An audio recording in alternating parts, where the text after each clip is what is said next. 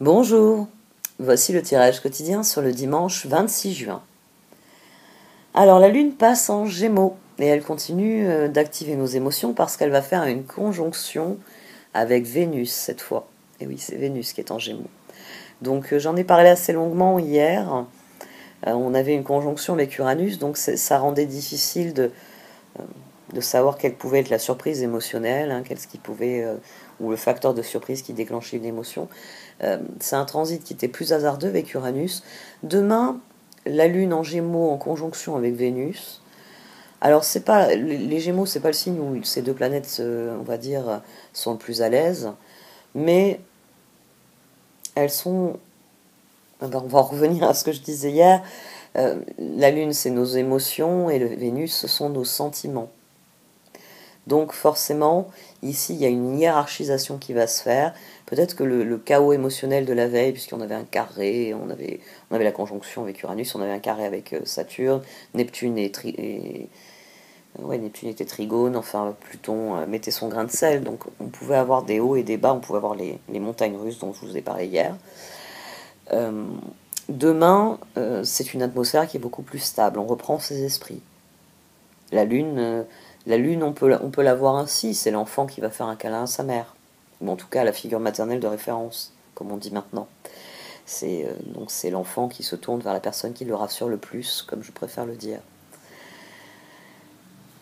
Alors, même si nos émotions font peut-être moins le yo-yo avec ce transit, euh, c'est un très beau week-end, surtout parce que la Lune le clôture avec un sextile avec Jupiter dans la soirée. Donc une journée de samedi qui peut être transformatrice, une journée de dimanche qui peut être plus sécurisante, plus rassurante. Ça peut être de la guérison aussi. Ça peut être le moment où vous comprenez une émotion, vous comprenez où elle se situe dans votre sentiment. Et il peut y avoir une guérison. Il peut y avoir une guérison. Vous pouvez réaliser qu'une émotion n'est pas à sa place. Une émotion de peur, d'angoisse, par exemple, il n'y a pas de raison. C'est-à-dire mon sentiment est positif. Vous pouvez avoir des sentiments d'angoisse. On va prendre un exemple comme toujours détaché du personnel. On va aller dans le professionnel. Vous avez un travail dans lequel vous vous investissez régulièrement. Vous avez des projets. C'est-à-dire que quel que soit le travail, vous avez des projets. Ne serait-ce que changer la vitrine du magasin avec le changement de saison. Vous voyez. Non, vous avez des dossiers à traiter dans un certain ordre, etc., des consignes, et peut-être que vous avez des émotions de peur. C'est-à-dire que dès que vous êtes convoqué chez le chef, vous avez peur. Vous passez une journée entière à trembler, le chef veut me voir, le chef veut me voir, le chef veut me voir. Et peut-être que demain, c'est la guérison, où vous réalisez que cette émotion n'est jamais justifiée. La dernière fois qu'il voulait vous voir, c'était pour vous confier des responsabilités. La fois d'avant, c'est parce qu'il avait pris un petit stagiaire pour faire plaisir à un ami, et il voulait que ce soit vous qui vous occupiez du petit stagiaire. Vous voyez, c'est le moment où vous revenez à la réalité. J'ai une émotion de peur, j'ai peur, le chef veut me voir demain, j'ai reçu un mail, là, vendredi, lundi à la première heure, il veut me voir, et tout de suite vous avez paniqué. Après tout, on est dans une crise, peut-être qu'il va m'annoncer qu'il ferme le service et que je suis la première à partir. Vous voyez, on peut avoir ce genre d'émotion, mais là, il va y avoir l'idée que la Lune va vous ramener à la réalité en vous amenant vers Vénus. Vénus, c'est le sentiment. Et Vénus, désolé, mais la dernière fois que tu as croisé le patron, il t'a dit qu'il envisageait de te donner une promotion. Vous voyez, c'est la voix rassurante en nous qui dit mais pourquoi tu t'affoles? Il y a 15 jours, il t'a croisé, il t'a dit il faut que je vous voie pour votre promotion. Et pourquoi tu pars du principe que demain il veut te lourder? Et surtout, on a cette belle dynamique du soir avec un sextile avec Jupiter en bélier. C'est vrai que j'insiste beaucoup là tout d'un coup sur des transits qui sont lunaires, mais nous sommes à la veille du sextile Mars-Saturne, qui est un tournant dans l'année. Un tournant parce qu'il se situe entre le solstice et une nouvelle lune. Et nous sommes en train de changer à nouveau très profondément d'énergie. Rappelez-vous, je vous ai fait un peu le même cinéma quand on a eu le dernier... Quand on a eu... non, c'était pas le solstice, c'était quand on a eu l'équinoxe. Vous vous rappelez que je vous disais, vous allez voir, ça va changer, ça va changer. Et c'est vrai, replongez-vous un petit peu, faites un petit travail de retour en arrière. Vous n'étiez pas au même niveau au moment de l'équinoxe. Et ça, je le sais parce que certains d'entre vous, dans les commentaires, ça se fait sentir. Il y en a certains d'entre vous qui me marquent d'une manière ou d'une autre que oui, ça y est, il y a des trucs qui se libèrent, il y a des opportunités qui arrivent, il y a des changements qui arrivent. Et bon, bien sûr, les personnes qui me contactent en off me le disent. Il y a 2-3 personnes, notamment, là, qui m'ont dit dernièrement qu'ils avaient hâte d'être au solstice, justement. Ils ont une personne, notamment, qui avait peur des éclipses. Parce que, justement, elle avait cette sensation de pouvoir à nouveau bouger. Elle voulait en savoir plus sur les éclipses et comment se documenter sur les éclipses. Donc, je lui ai envoyé des liens, je lui ai indiqué des mots-clés, notamment, pour trouver plus facilement des articles sur les éclipses. Parce elle me disait, j'ai l'impression que si les éclipses s'arrêtent, je vais encore me retrouver complètement coincée alors que j'ai l'impression de pouvoir enfin bouger. Donc à mon sens, dans les semaines à venir, il y a beaucoup de choses qui vont bouger. Vraiment. C'est prévu, hein. Moi je vous fais de l'astrologie quotidienne, mais je sais que vous lisez par ailleurs de l'astrologie plus générale. Les astrologues parlent depuis un moment de 2022, de la charnière 2022-2023. Donc, vous allez trouver des informations assez rapidement si vous commencez à faire des recherches avec ce que je viens de vous développer. Donc, au les cœurs, le meilleur reste à venir, il faut y croire. D'autant plus que nous allons démarrer la semaine avec un sextile Mars-Saturne. C'est comme ça qu'il faut le voir. Et une nouvelle lune. Bon, pour l'instant, on va regarder ce que disent les cartes, hein, tout de même.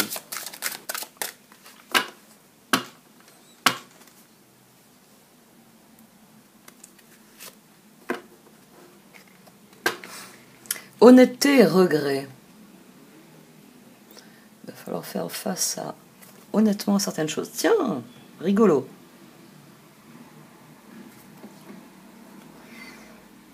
Regret.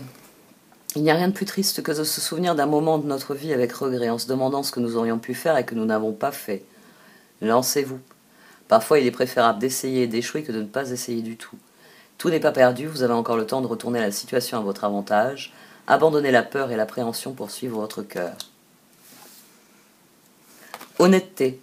L'amour, la compassion et la vérité vont guérir la situation actuelle. Soyez honnête avec vous-même, découvrez ce que vous désirez vraiment, puis exprimez votre vérité avec clarté. Parlez toujours avec amour et compassion et sachez que la vérité ne nuira jamais à personne si elle s'exprime, lorsqu'elle s'exprime à partir de l'amour. Elle est sortie dernièrement, honnêteté. Bénédiction est sortie hier. Et hier, on avait le même... je m'en rappelle parce qu'on avait la dynamique avec la carte de la sexualité qui était ressortie, pareil, en dessous. On a des choses qui se clôturent. On est à la veille de la nouvelle lune et le sextile Mars-Saturne est extrêmement important pour cette année. Il y a des actions qui vont être posées dans les règles, qui vont être posées comme il se doit. Voilà. Le sextile Mars-Saturne, c'est des actions qui vont être posées comme il se doit. C'est-à-dire, il y a ce que je veux accomplir, ben, je vais poser les actions qui sont nécessaires à cet accomplissement. C'est Saturne. Saturne, si vous faites les choses comme elles doivent être faites, il donne sa bénédiction, même si c'est des mauvaises choses. À partir du moment où elles sont faites comme il se doit, il prend. C'est assez perturbant comme idée, mais c'est vrai. C'est très vrai. Bon, après, il a quand même un seigneur, il a le côté seigneur du karma, donc c'est aussi lui qui va dire, si vous donnez du mauvais, on va vous rendre du mauvais, si vous donnez du bon, on va vous rendre du bon. Donc, dans l'absolu, quelque part, il sanctionne les personnes qui font des mauvaises choses. Mais tout ce qui est fait correctement, tout ce qui est fait selon les règles, fonctionne. Saturne, c'est un peu le problème qu'on a avec le droit.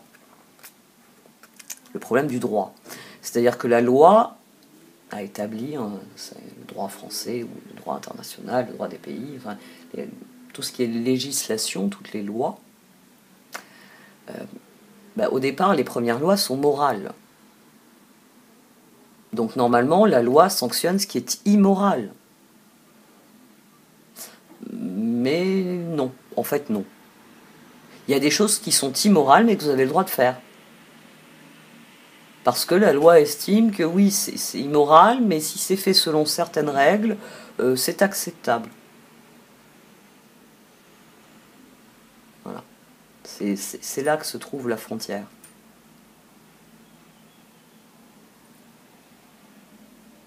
Avec Saturne, c'est assez difficile de se dire ça. C'est j'obéis à la loi, je n'ai pas contrevenu à la loi, mais c'est immoral. Mais c'est Saturne. Saturne, il a ce côté-là. Il a ce côté inique qui dit ça a été fait selon les règles. C'est immoral, mais ça a été fait selon les règles, donc vous ne pouvez rien y faire. C'est Saturne, ça. C'est pour ça que c'est le seigneur du karma aussi, parce que après, il a sa balance. Bonnes actions, mauvaises actions, il a sa balance sur ça aussi. Mais est-ce que ça a été fait correctement ou pas? C'est pour ça que des choses qui ont été bien faites n'ont pas toujours été faites correctement, et Saturne ne sera pas d'accord. Et des choses qui ont été mal faites, mais correctement, ça passe. Contrôle qualité, il a dit que c'était bon. Ça a la taille requise, ça a le poids requis. Bon, c'est pas un bon gâteau, mais j'en reviens toujours au gâteau, hein. J'adore les gâteaux, je suis un bec sucré. Et puis ça permet de ne pas dramatiser des notions qui sont quand même assez dramatiques. Dynastie de la mère divine. Le seul souhait de la déesse mère divine est que tous les êtres soient libres spirituellement. Elle nous demande de réaliser notre véritable nature, d'aimer notre propre divinité. L'illumination est l'aboutissement de plusieurs petites étapes, chacune d'elles semblable à une goutte d'eau, s'unissant à un océan de paix, de prise de conscience, d'amour et d'unité intérieure. Un océan qui dissout la peur, la séparation, le manque, en nous baignant d'abondance et d'allégresse.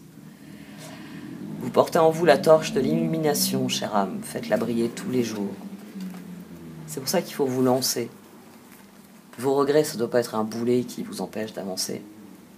Vos regrets, ça doit être un moteur qui vous fait dire « je veux mieux, je veux autre chose, je veux ailleurs, je veux différent ». Et pour ça, il faut de l'honnêteté.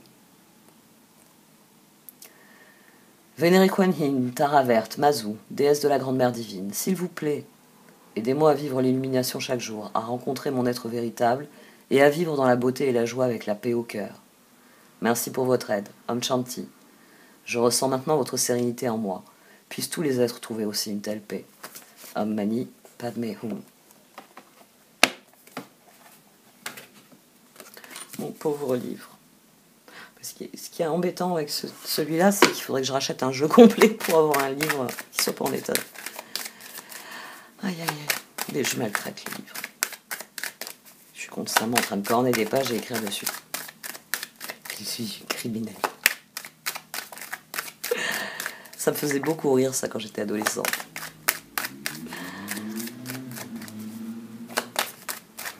Moi j'ai besoin, d'écrire, de prendre des notes, de corner des pages pour retrouver des passages. Et je sais que c'est une hérésie pour certaines personnes.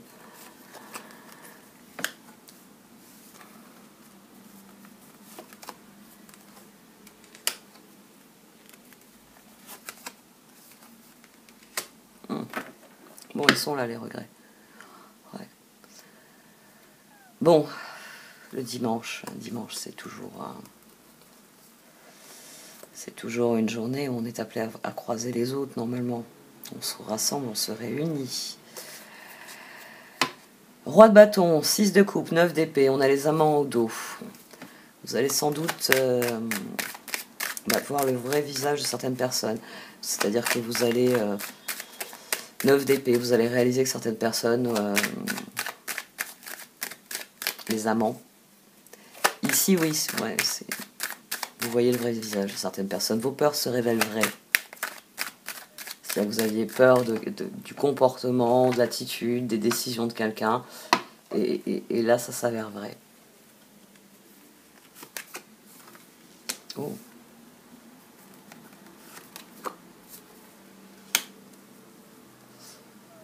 Monde, impératrice. 3 de pentacle. Hier déjà on avait le 3 de pentacle, il était sorti 2 fois d'ailleurs. Il était sorti 2 fois, mais j'arrive plus à me rappeler dans quelle dynamique. Je me rappelle que ça tournait. Ça fait plusieurs jours qu'on a des dynamiques qui tournent autour des autres, de notre rapport aux autres. Bon, nous on est dans l'envie de s'allier, de s'associer. Mais demain, on va devoir renoncer à certaines personnes dont on espérait avoir le soutien, les encouragements, l'accompagnement, l'aide, etc., etc. Il y a des personnes qui ne s'avèrent pas à la hauteur de ce que vous avez espéré. Mais impératrice et 3 de Pentacle, à mon sens, il y a d'autres personnes, il y a d'autres solutions. C'est simplement que vous devez affronter le fait que certaines personnes ne sont pas celles que vous espériez.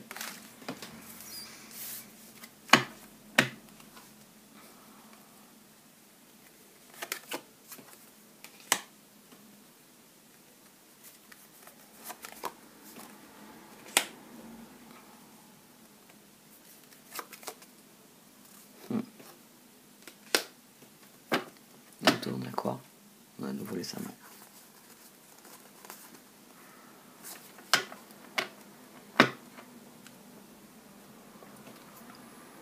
Lancez-vous, vous dit la carte des regrets. Oui, vous avez très peur de ce qui pourrait se passer avec les autres. Oui, vous avez fini plus souvent avec un 5 de Pentacle qu'avec un 10 de Pentacle. Mais le 10 de Pentacle, il a jailli pour dire que c'est le moment, mais justement, de transformer ce 5 de Pentacle en 10 de Pentacle. J'ai appris quelque chose. Je vais m'en servir. C'est le moment de passer à l'action et d'être créatif dans vos unions, dans vos collaborations. C'est le moment de se lancer, justement. Pour ne pas rester avec le goût amer des regrets, mais bien la dynamique de « je veux autre chose ». Il va peut-être falloir être honnête avec certaines personnes. On va voir si ça sort dans les énergies de cœur. Tout simplement, il faut considérer honnêtement la situation. Vouloir le bonheur de tout le monde, c'est une chose. Faire son propre malheur pour le bonheur des autres, c'est pas la même chose.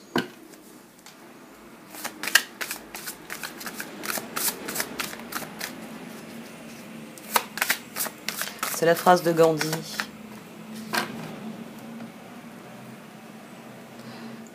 J'avais sur le bout des lèvres. Elle m'est venue en anglais.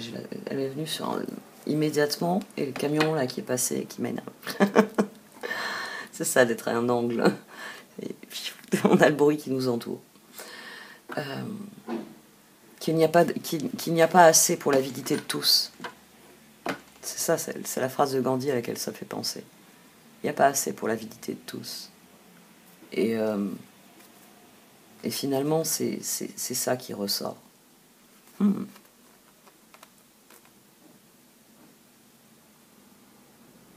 Au niveau collectif, on est devenu tellement avide individuellement qu'on n'arrive plus à faire collectif. Parce qu'il n'y a pas assez pour l'avidité de tout le monde. C'est ça la société de consommation. C'est créer de l'avidité chez les gens. C'est Midas. C'est vous vous enfoncer dans quelque chose qui n'est pas bon, mais vous continuez parce que vous en voulez toujours plus. Vous êtes avide. Et vous ne pouvez pas être dans le collectif. Puisque tout est à vous et tout est pour vous et rien que pour vous. C'est le narcissisme. On construit des personnalités narcissiques qui veulent tout de suite, tout le temps. Et qui donc font du mal à toutes les personnes qui sont autour d'elles. Les autres narcissiques le prennent pas mal, parce qu'ils font la même chose, donc que le meilleur gagne. Et puis les gens qui sont pas narcissiques, ils souffrent de cette situation. Parce qu'ils comprennent pas le plus, pour moi, que pour moi. C'est en train de devenir... j'ai envie de dire que c'est en train de devenir la grande difficulté. La très grande difficulté. Parce que ça mène à toutes les autres. 7 d'épée et étoile. Le cœur ici, il n'est pas du tout satisfait de ce qu'il obtient. 9 d'épée, 5 de pentacle. Comment avoir envie de se lancer alors que tous nos espoirs ont toujours été trahis? C'est la vie. Ça, ce lâcher-prise-là, il faut vraiment le cultiver. C'est arrivé. Je passe à autre chose. J'ai compris. Je passe à autre chose. Je ne me torture pas avec. 7 d'épée, il y a une meilleure façon de faire. Faire cavalier seul n'est pas la meilleure solution. Ne négligez pas les détails. L'étoile, l'archange Jophiel. Le rêve devient réalité. Croyez en vous, la fin d'une situation difficile. Lancez-vous. Les regrets, ça doit être un moteur. Pas un boulet que vous traînez à votre cheville.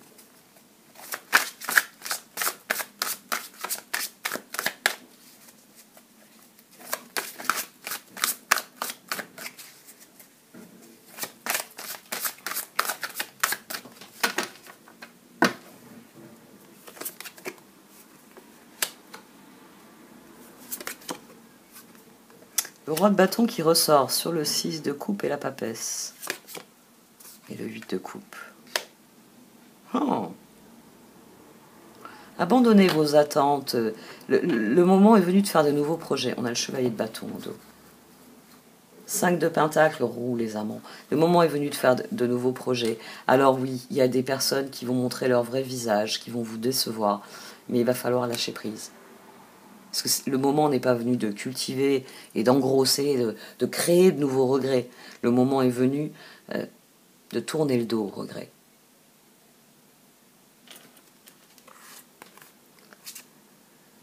La papesse. Perspicacité psychique, réflexion et méditation qui livrent des informations de grande valeur. Soyez en paix. Le roi de bâton, regardez la situation dans sa globalité et laissez les autres gérer les détails. Votre expérience mène à la réussite, vous vous souciez des autres.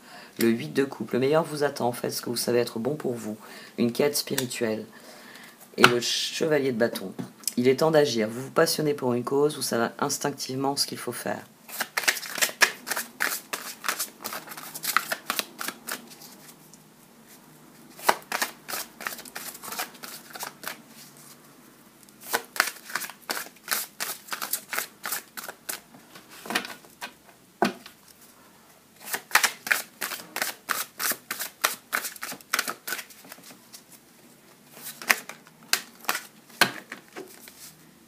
De bâton, 9 de pentacle. Oui, mais ça, c'est ce que le cœur il désire.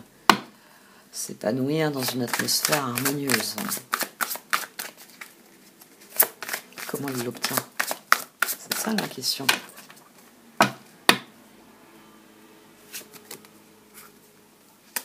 Voici le roi de pentacle à présent. Le 7 de coupe. Et le page d'épée.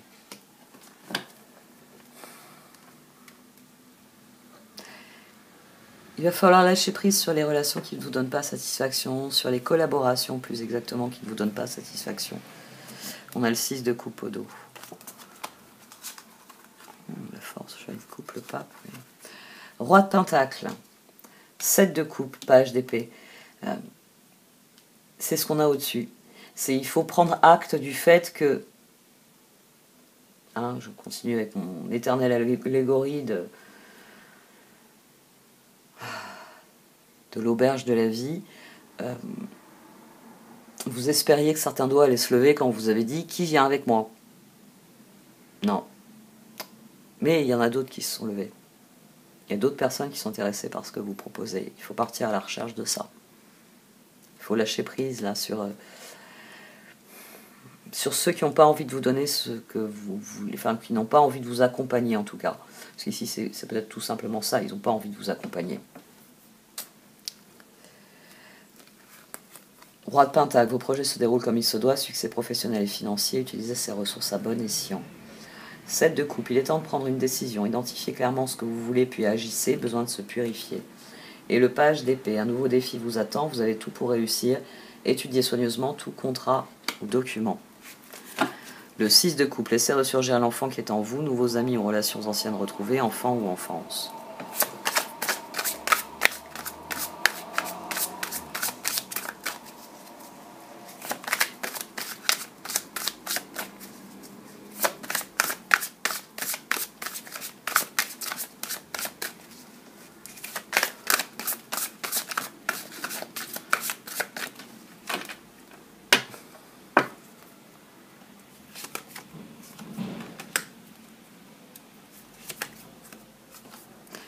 Le pendu, ici, vient bien dire que ces deux positions, elles sont très directement reliées, là.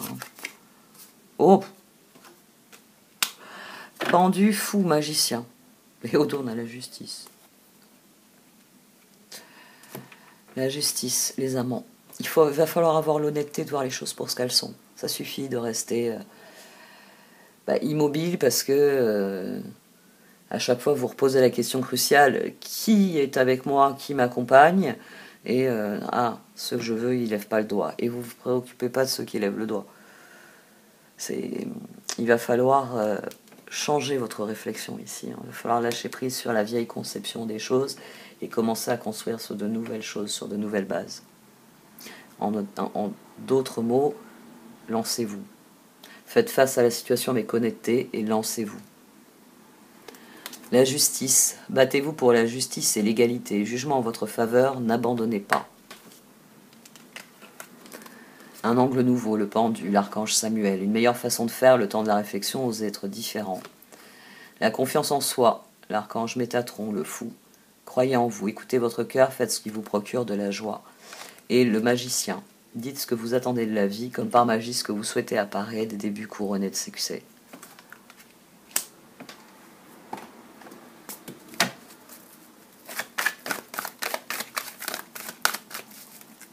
Encore plus curieuse des cartes d'oracle maintenant. Comment elle voit la dynamique.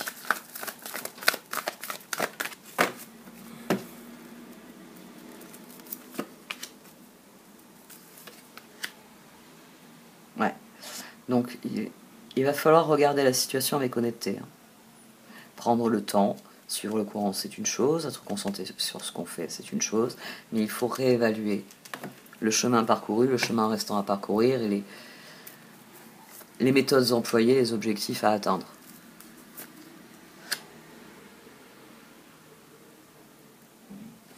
Ça va ouvrir la voie à quelque chose de bien plus grand, donc c'est le moment crucial. C'est le moment où vous devez décider de la direction dans laquelle vous allez faire aller les choses. C'est pour ça qu'il est important de lâcher prise sur ce qu'il y a avant. L'option remonter le courant n'est pas possible. Très bien, vous êtes face à un croisement. C'est l'embouchure du fleuve. Vous voulez aller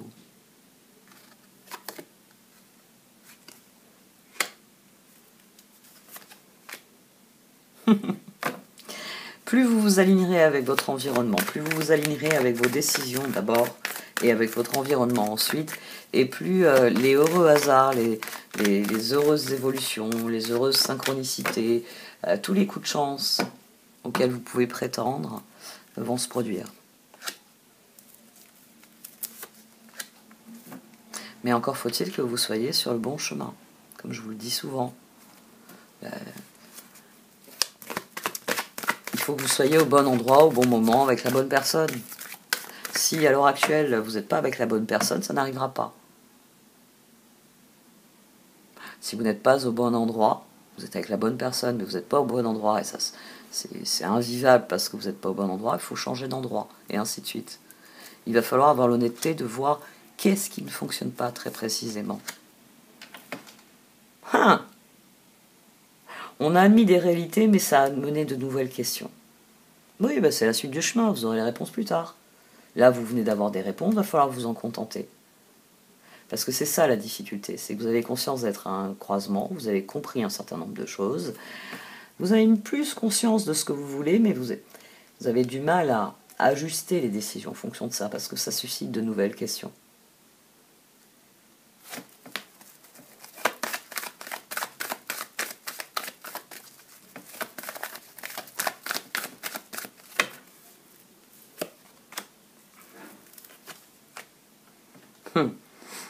Faites le tri et cherchez vraiment l'étoile.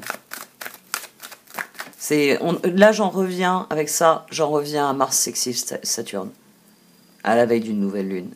C'est-à-dire, quelles sont les actions requises par la situation? Qu'est-ce qui est requis par la situation? Et ça, c'est ce qu'il va falloir avoir l'honnêteté. Il va falloir avoir l'honnêteté de faire ce bilan. Qu'est-ce qui est requis par la situation? Pour se lancer ensuite. Pour faire ce qui est requis. Parce que c'est aussi pour ça qu'il est crucial, ce transit. Parce que Saturne va veiller à ce que Mars fasse ce qu'il promet. Mars va promettre quelque chose à Saturne. Saturne va s'assurer que Mars tienne sa parole. Que les choses se passent comme il se doit. C'est très significatif, hein, nouvelle lune, solstice autour de ce transit. C'est pour ça que ça a contribué à en faire un transit majeur pour l'année. C'est lié à tous les changements que nous a fait subir Saturne. C'est dans la droite ligne des évolutions exigées par Saturne. New Life, Chapwood, Poised. Là, vous êtes dans la phase d'éveil, il faut faire le tri maintenant. Il faut faire le tri sans doute entre les personnes aussi. Vous avez peut-être rencontré des rats des villes, des rats des champs. Vous vous positionnez où et comment? Est-ce qu'il vaut mieux mettre vos ressources avec les rats des villes ou est-ce que votre cœur vous appelle auprès des rats des champs? Il va falloir faire des choix assez clairs pour saisir des opportunités qui vous mettent vraiment dans la dynamique que vous désirez, libre et heureux.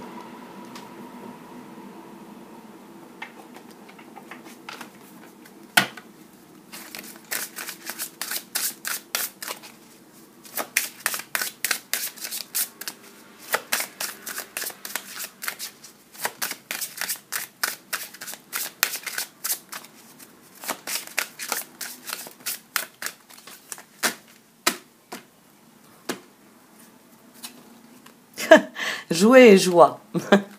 Lancez-vous, faites-vous plaisir demain. Après tout, c'est dimanche. Hein, la prise de tête, à un moment donné, laissez-la tomber. Donc réfléchissez à tout ça ce soir et décidez de ce qui va vous mettre en joie demain, ce qui va vous donner envie de jouer. Lancez les dés de ce côté-là, lancez les actions de ce côté-là. Et qui sait, c'est peut-être quand vous vous amuserez que vous réaliserez à quel point vous voulez que cette dynamique de jeu elle soit dans ce que vous faites. C'est peut-être là que ça deviendra encore plus évident et que vous saurez ce que vous avez à faire. Tout simplement. Ça deviendra tellement évident. Jouez, amis très chers, il est temps de laisser de côté le travail pour un instant. Ne vous tracassez pas. Nous vous épaulerons pour mener à bien vos responsabilités. La bonne humeur, la gaieté, le rire augmenteront votre niveau d'énergie et vous retournerez travailler plein d'entrain et dans une perspective nouvelle. N'en déplaise aux pédagogues et autres abrutis qui ont réformé l'école, il y a 2 choses nécessaires pour un bon apprentissage. Le plaisir induit par le jeu, l'apprentissage par le jeu, et la dynamique, j'ai envie de dire, intercollective de l'apprentissage. C'est 2 choses primordiales. Mais quand on a décidé de former des narcissiques, forcément, on n'encourage pas les élèves à faire équipe ensemble. L'autre fois, j'ai une amie qui racontait que dans la cour de l'école de son garçon, il joue à la balle aux prisonniers, mais ils ont changé toutes les règles. En fait, ils appellent ça encore la balle aux prisonniers, mais c'est plus la balle aux prisonniers. Parce qu'il ne faut pas faire mal. Donc un ballon, quand il vous atterrit dessus, oui, on a tous eu l'effet cuisant du ballon qui paf, mal. Parce que il y a la notion de prisonnier. Il y a tout un délire. Et ça nous a fait bien rire. Ça nous a fait bien rire. Parce que du coup, elle a dit, à la fin de l'année, le bilan a été mauvais sur l'activité en question. Parce qu'il semblerait que ça exacerbait les tensions dans la classe. Oui, ballon prisonnier, quelque part, on choisissait chacun notre équipe, donc vous vous retrouviez avec les personnes avec qui vous aviez des affinités, chacun d'un côté de la cour, et ça permettait, à coup de ballon, de régler les tensions, d'évacuer les frustrations, les colères ou autres. Et c'était donc un exercice qui était excellent à tout point de vue. C'était du jeu, c'était de la communication agressive, certes, mais si c'était bien géré, bien encadré, par des vrais pédagogues, par des gens qui comprennent les choses. Moi, j'ai le souvenir que c'était l'un des trucs que nous faisait faire notre prof quand il y avait des difficultés dans la classe. J'ai eu un institut en CM1, CM2 qui était le directeur de notre école. Je me rappelle de ça. Je me rappelle de lui partant dans une pièce côté, revenant avec le ballon et disant pour calmer tout le monde, à commencer par moi, ballon prisonnier dans la cour. Et il arrivait qu'il invite les élèves les plus turbulents des autres classes à se joindre à nous. Il passait dans les classes, il disait, il n'y en a pas un ou deux dont tu veux te débarrasser là pour compléter mes équipes. Mais c'était normal, nous on était là, on hurlait de rire, on le suivait, on hurlait de rire. Parce qu'il... Ah bah oui, il avait arrêté la leçon de maths ou de français. Mais quand on allait y revenir à la leçon de maths ou de français, je peux vous dire qu'elle rentrait toute seule. Parce que le jeu... Il y a toujours un moment où voilà, les tensions sont dénouées. C'est un excellent exemple, le ballon prisonnier. C'est vrai que vous avez des personnes qui au début vont être agressives, vont lancer le ballon pour faire mal, parce que toi je t'aime pas. C'est normal, c'est comme ça a toujours été. Il y a des adultes qui sont pas capables de s'exprimer sans hurler sur les autres. Faut pas demander à des gosses d'être capables de s'exprimer sans hurler sur les autres. Ils vont apprendre, justement, l'école sert à ça. Non, la mise en collectivité, pas l'école. La collectivité va servir à ça. Après, il y a le jeu. Il y a le moment où vous commencez à courir. Il y a le moment où il y a le phénomène d'entraide. Des fois, le vilain petit canard devient le moteur de l'équipe. Parce que tout d'un coup, pourquoi tu sers de bouc émissaire aux autres? Viens là, toi. Allez, reste à côté de moi, je vais t'aider. Et vous créez des dynamiques qui sont positives. Et vous le créez de manière très simple, par un jeu. Tous les apprentissages les plus solides, ce sera par le jeu. C'est pendant une rude partie, par exemple, de ballon prisonnier, que l'arrogance, les gens qui sont arrogants, ils vont prendre pour leur grade et ils vont peut-être réaliser que leur arrogance. Et puis d'autres personnes qui manquent de confiance en elles. Le fait que tout le monde les applaudisse en disant « Ah, tu as réussi !» ça leur donne le boost pour qu'ils se mettent à réussir de manière magique toute leur journée. Et jouer et jouer collectif. C'est ça la clé. Il m'est arrivé de faire équipe avec des gens que je n'aimais pas. Mais on est une équipe. Je compte sur toi. Et tu peux compter sur moi. C'est la base. Et demain, il va falloir prendre son parti de ça. Il va falloir admettre ce que sont les choses. Peut-être qu'il va falloir admettre qu'une personne qui ne vous plaît pas beaucoup par certains côtés a de bons principes et de bonnes idées dans d'autres. Il va falloir lâcher prise sur vos attentes pour honnêtement regarder la situation. Et comme je le dis chaque fois, valeurs et principes, c'est souvent une bonne indication. C'est pas parce que moi je raffole du climat très chaud et que mon rêve est d'aller vivre en Afrique que je peux pas m'entendre avec quelqu'un qui rêve d'aller vivre en Suède. Je pourrais même m'associer avec cette personne. Sauf que moi, à un moment donné, mes ressources, elles iront vers mon rêve. Voilà. Et puis, toi, va en Suède, fais-toi plaisir. C'est ainsi que les choses doivent se passer. C'est ainsi que vous cultivez de la joie, pour vous-même comme pour les autres. Tout le monde a son libre arbitre. Et quand il le faut, on considère le compromis. Et à la fin, il devient tellement évident que c'est même plus un compromis. C'est un consensus social. C'est une collectivité. C'est le moment où sur le bateau, les femmes et les enfants d'abord.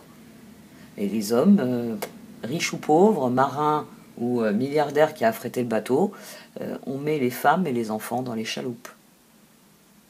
On n'est pas le Titanic, on n'embarque pas les milliardaires seuls sur la chaloupe.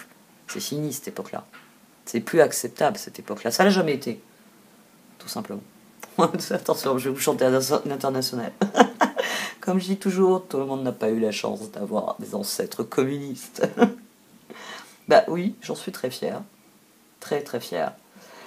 D'autant plus fier que oui, moi je repense sans cesse à mon arrière-grand-père qui marchait et qui a participé à tous les blocages d'usines qu'il a pu pour obtenir les droits qui sont les nôtres aujourd'hui. C'est bien pour le vétéran qu'il était, dans l'état de santé qu'il était. invalide après la Première Guerre mondiale, ça vous laisse imaginer ce qu'il devait avoir. Mais il voulait un autre monde. Et l'idéaliste en moi croit que c'est toujours possible. La joie est l'énergie la plus élevée. Elle naît de votre gratitude pour les cadeaux de chaque instant et donne la sensation magique que tout est possible. Elle vous permet d'attirer le meilleur et de créer présent et futur à leur niveau le plus élevé. Et lancez-vous. Demain, il faut que tout vous mette en joie. Bon, cette fois j'arrête. Merci de m'avoir écouté. Vous pouvez liker, commenter ou partager cette vidéo. Au revoir.